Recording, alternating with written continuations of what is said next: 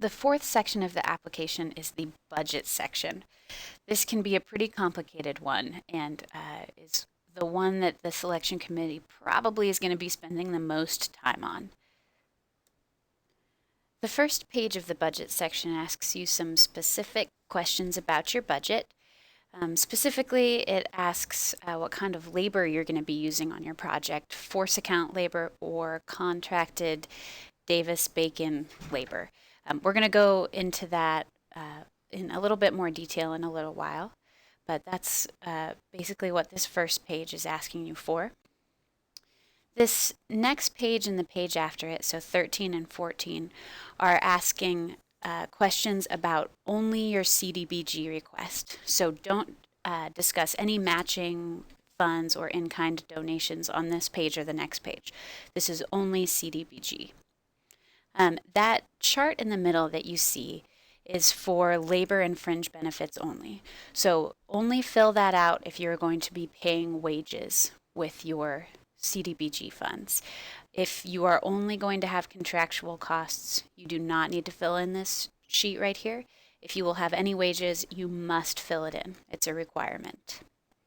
That previous page, 13 and 14, asks you to detail specific cost categories. So how much are you asking for CDBG in materials, equipment, contractual costs, all those other things, administration as well.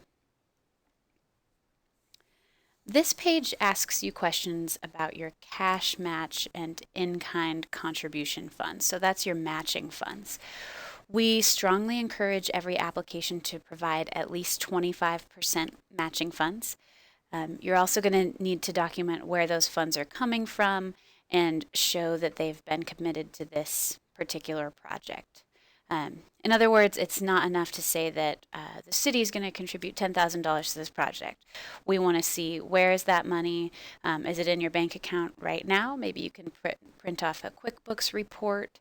If you're using other grant funds, we want to see those grant agreements. It asks you right now if you have, it asks you in this page if you have documentation to support where your funding is coming from, and asks you whether or not it's attached. If you are going to be using any other cash funds, you must attach documentation to show that those funds are obligated to this project.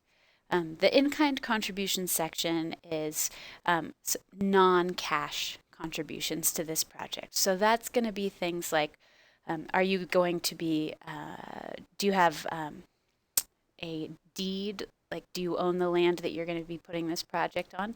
If you do, that can be an in-kind contribution.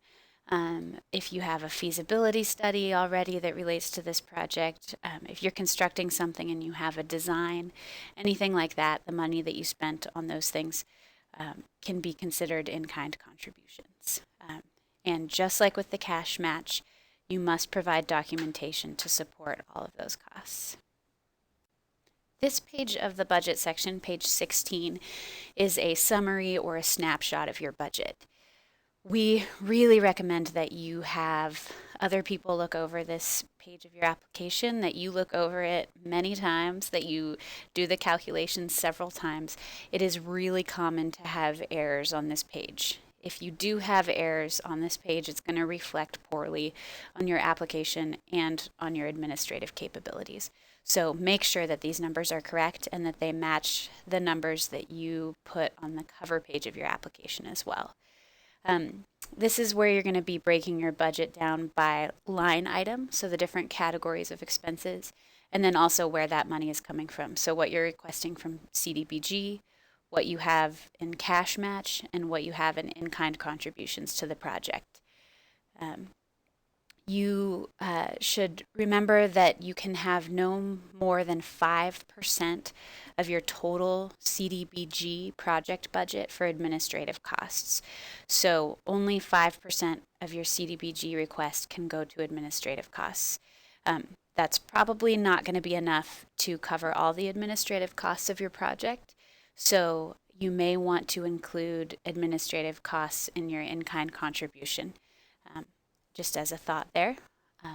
But like I said, Review your figures many times. It's really easy to make mistakes on this section.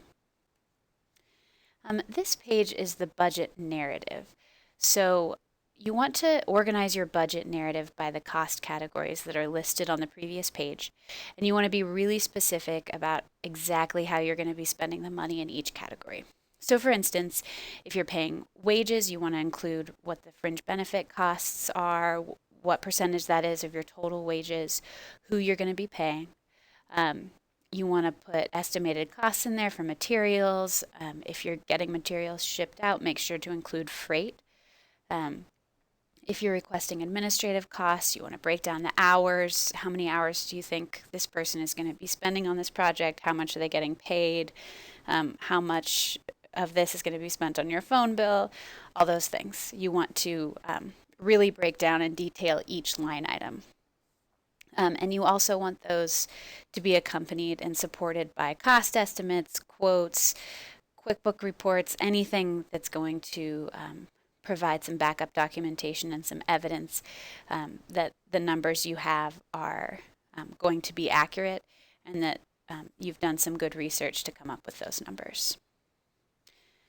One more thing that I want to remind you about the budget section is that we do have a sample application and a sample budget available for your use. So if you are getting a little bit lost in the budget section, it can be a really tough section, give us a call and we will be able to provide you with some pointers and some samples that might help you along the way.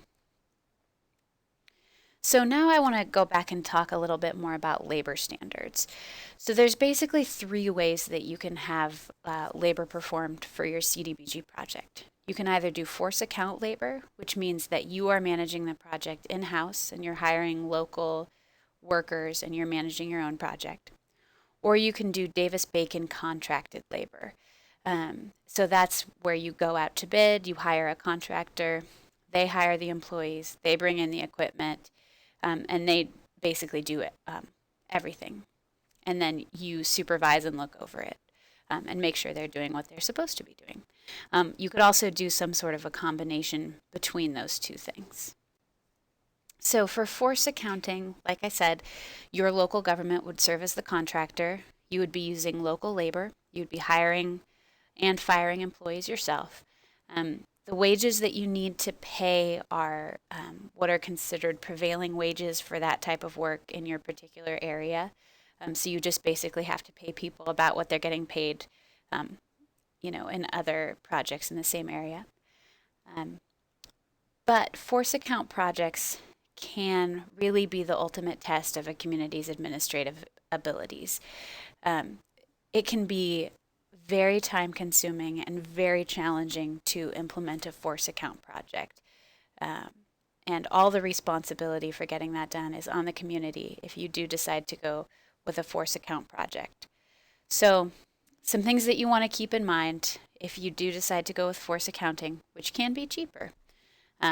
First of all, is your community capable of handling all the technical aspects of this project? There's a lot of requirements with federal projects, so you need to be sure that you're capable of handling all of those requirements. And then also, is your community committed? So that means, do you have a committed labor force? Are you going to have enough workers in town that can make this happen? If you don't, are you going to be able to train them? And are you going to be able to provide the support necessary to successfully complete your project? Those are all things to consider when you are considering using force account labor on your project. So the other option is Davis-Bacon contracted labor. So this, like I said before, is when a construction project is contracted out to a licensed construction contractor.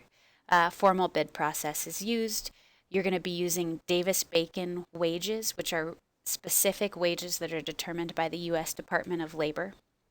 And you will be receiving weekly certified payrolls and conducting periodic worker interviews if you go through this project, or go through the contracted labor route. So you're not totally off the hook. It's still quite a bit of work, but it's different work, and it is less work than a force account project would be. So basically, there's 3 laws that apply to Davis-Bacon contracted labor. The first is the Davis-Bacon Act, and that's the one that establishes what wages your contractor has to pay. The Copeland Anti-Kickback Act, which is basically saying that contractors can't receive kickbacks for work that they do or that your local government can't. And also the Contract Work Hours and Safety Standards Act. So that's saying that if they're working overtime, they need to be paid overtime wages and that there are certain safety requirements that have to be met. These are the basic laws that apply to contracted labor, and you're going to need to be aware of those and make sure that your contractor is following those laws.